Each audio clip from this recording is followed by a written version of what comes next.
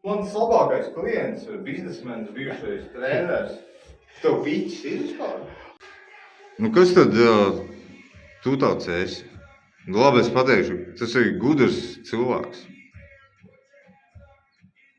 Laikam. Jā. Paņēmis, sadarbojies ar Ralfu Slotinu, ar Mölleru, Ralfu, bez izņirgašana, tas bija smieklīgi. Es viņu nē, nu kas, mēs jau vispār nekad. Es esmu paņēmis, apņēmu atbildīgu cilvēku, kuram pieredze, kurš ir strādājis Dānijā un kuram ir pieredze iekšdarbos tieši ar špaktelēšanām, slīpēšanām, krāsošanām galvenokārt, dizainu, modi. Ralfs Slotins. Ralfs Slotins. Pirmais zames esot pabeigts. Ciets šūs būs ciet, ideālīgs. Labāk nekā istabā būs.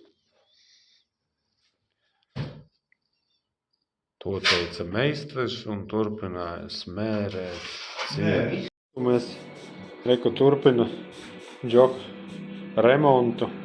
Tā kā mākslinieks. Viņš turpina. Viņš vienkārši pēc tam, es divas finišu kārtiņas vēl ietilpu, pielabos visu to prieku. Un tev tā neslikt tā siena, redz, gudrs,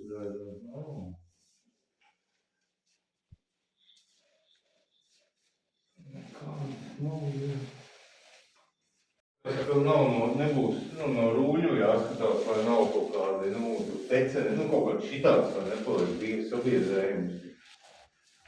Tas ir sūdīgāk būs nekā. Tas var redzēties.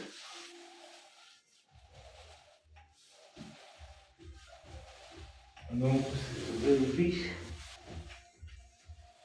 zaibis.